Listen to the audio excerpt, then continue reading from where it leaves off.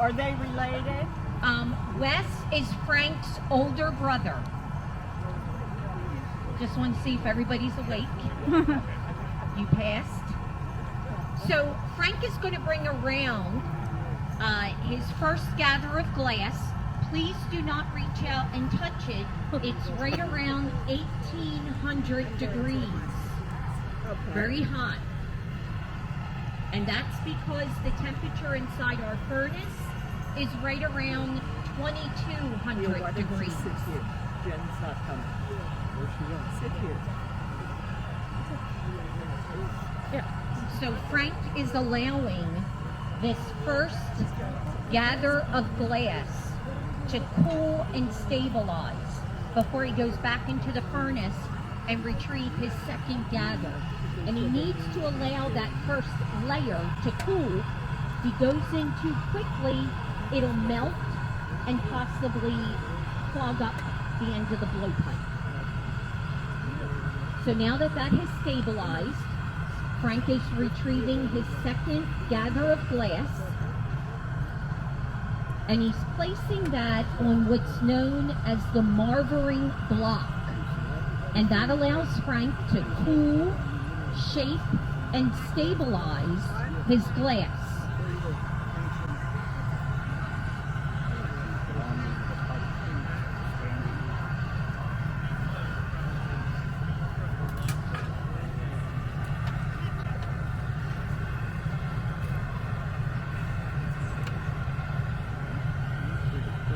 Is there glass inside there? Yes, sir. It looks like a big blank kitchen sink. As you may notice, Frank is constantly keeping his blowpipe rotating. That's of course because we're dealing with the laws of gravity. So if he stops moving that blowpipe, his glass could sag or possibly fall off. Frank is using a tool known as the jacks, and he's working on what's called the cut down line. And that's where Frank's piece will eventually detach from the blowpipe to the pontoon rod, allowing Frank to work on the top of his piece. Now, using a bit of centrifugal force, Frank just elongated his piece. As I mentioned earlier, the temperature inside our furnace is right around 2200 degrees. But when glass comes out of the furnace, it cools down rather quickly, especially working out in the elements. And when glass cools, it hardens. So we constantly have to go back into the furnace to warm up that glass so we can work with it. Again, Frank was using a bit of centrifugal force to elongate his piece.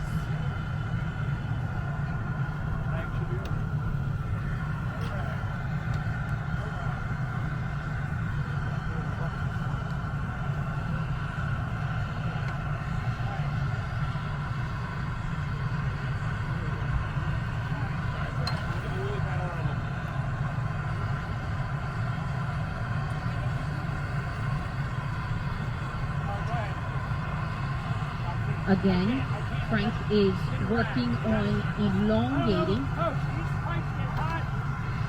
If they have moisture in them and this pipe is hot, we're going to try to cool this. If not, I'm going to start over again. I can't. So for those of you who may not have heard Frank, sometimes our pipes get moisture in them and the pipes are hot.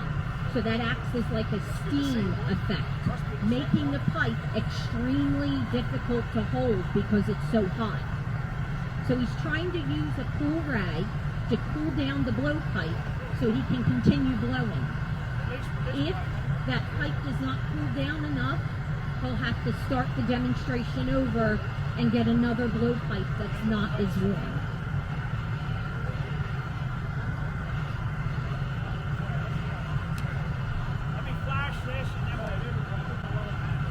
So the glass that we use here is made out of silica sand, limestone, and soda ash. And then we add various types of metallic oxide for color. Some of the pieces that the gentlemen make during demonstrations are available for purchase at our sales table. But because we're not doing modern glass, only cold liquids can be put in the glass that the guys make during demonstration. So Frank has prepared a gather of glass, and he has brought that around to Frank at the marvering table. Frank is using a pair of box shears, and he just cut off the amount of glass needed. He is centering his piece and then just placed it on top of that gather.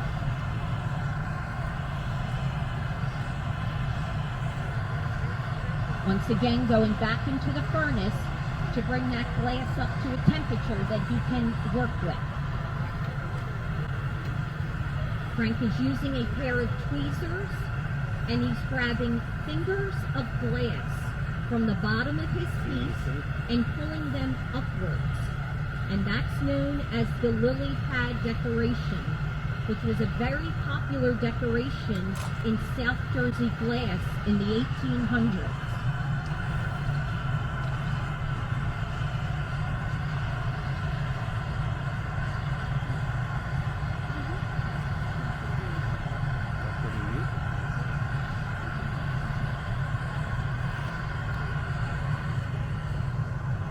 Frank has placed his glass in the marvering block, and that allows him to compress those fingers of glass so that they're one with his piece.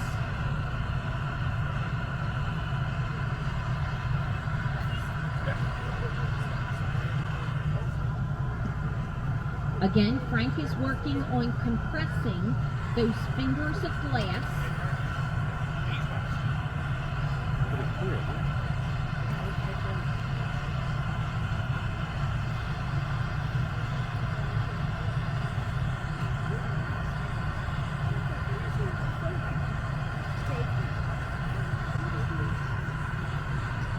Again, using a bit of centrifugal force, Frank just elongated his piece.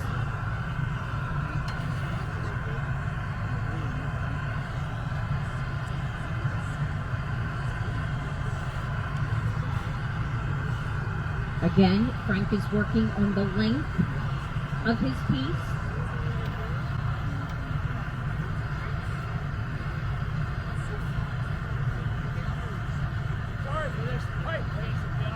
You may be able to see the steam coming off the pipe. As I mentioned earlier, there's some moisture trapped in the pipes, which make them very hot to handle. So Frank has been using a wet rag to try to cool that blowpipe down so he can work with it.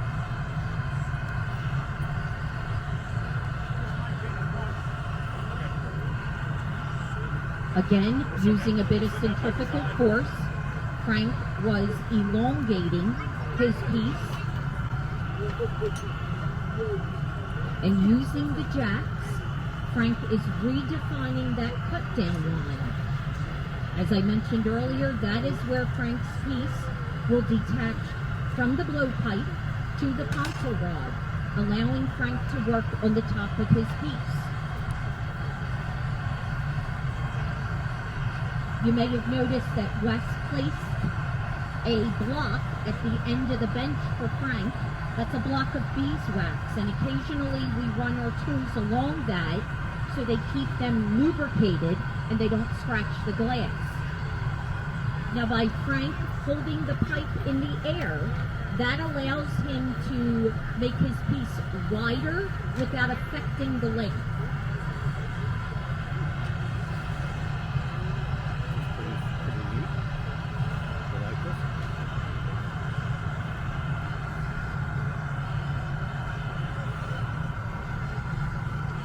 Again, Frank is working on the width of his piece without affecting the length.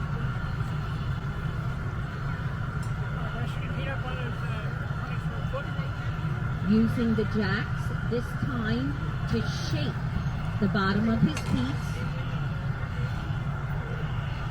You may have seen a little flame coming off the jacks. That's just excess beeswax burning off. So Wes is preparing another gather of glass, and as he did previously, when he has that ready, He'll bring that around to Frank at the marboring table. Once again, Frank will use the box shears to cut off the amount of glass desired.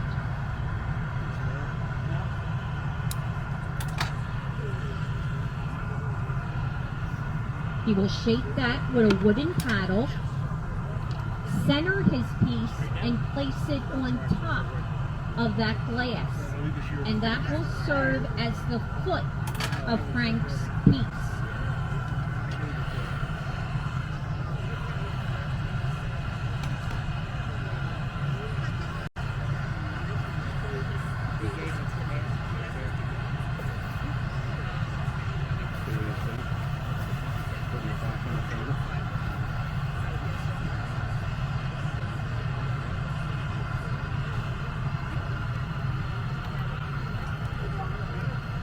Frank is using the jacks to shape the foot of his piece, and now to place a small indent in the center on the bottom of his piece. In that indent, we'll place a small gather of glass, and that's where his piece will attach to the pontoon rod. So now he can work on the top.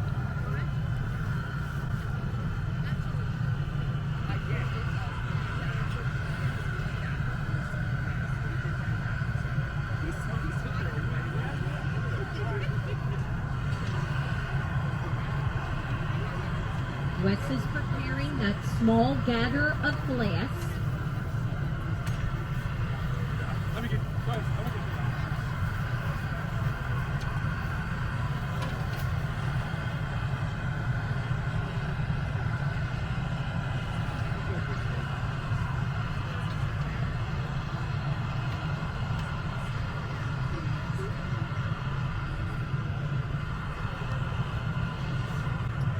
Wes is running that small gather of glass on the marboring table.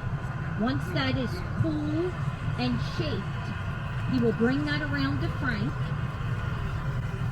Frank will use the box shears to guide and place that small gather of glass in the center on the bottom of his piece.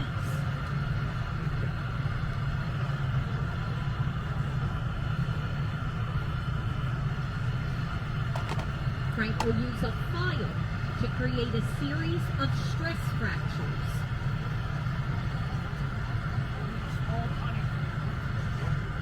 He will give his blowpipe a tap, and now his piece is detached from the blowpipe to the pontoon rod, allowing Frank to work on the top of his piece.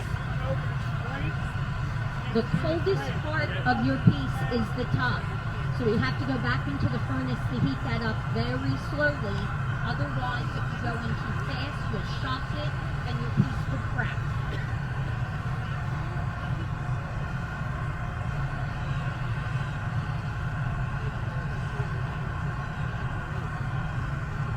I didn't realize how smart you were when you picked these seats.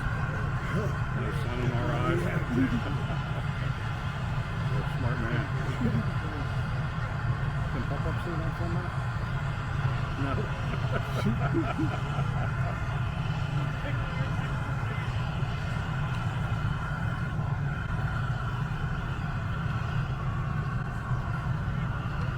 Frank is using the jacks again, but this time to open the top of his piece.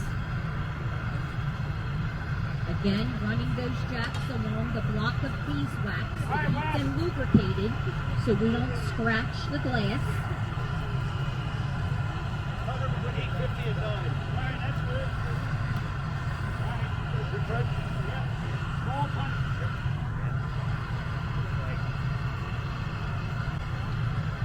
Again, Frank is using the jacks to further open the top of his piece. Now this particular step in the process can happen several times until the width of his piece is what the glass blower desires.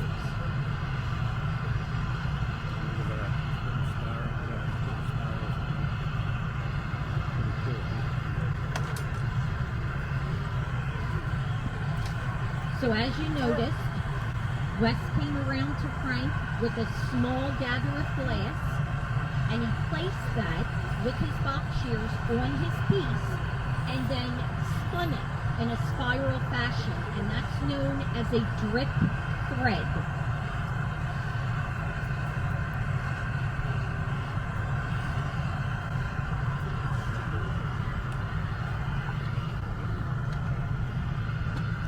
Again, Frank is using the jacks to further open the top of his piece.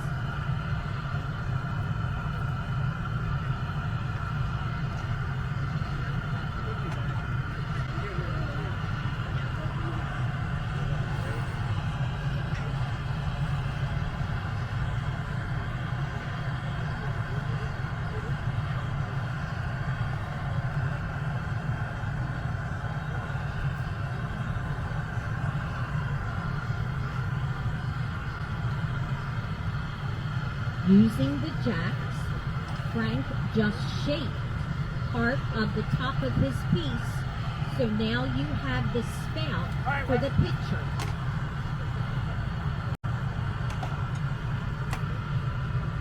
Wes is preparing another gather of glass, and as he did previously, he will make sure that is cooled, shaped, and stabilized before bringing it around to Frank.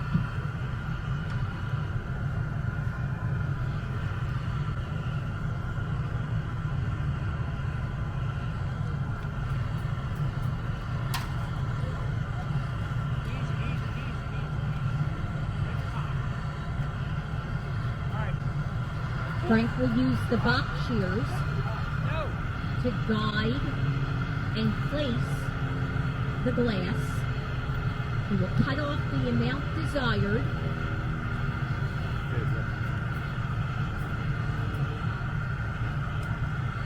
He will use tweezers to shape that glass.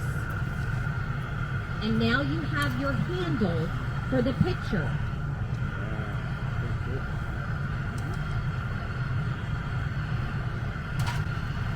So Wes is preparing. He's getting protective gloves and a pair of tongs. When Frank's piece is completed, we will place it in the silver box at the end of our trailer. That's known as the leer. And the leer sort of acts like a refrigerator. But our refrigerator is right around 900 degrees. And that allows the pieces that we make today to cool down gradually so they don't crack or break. Frank is using a butter knife to create a series of stress fractures to allow that piece to be removed from the pontoon rod. And there's your completed piece. That's Frank Stubbins from Piles Grove, New Jersey. We thank you for that applause. As volunteers, that is our payment. If you have any questions, hang tight, and one of the glass blowers will help you. Enjoy your day.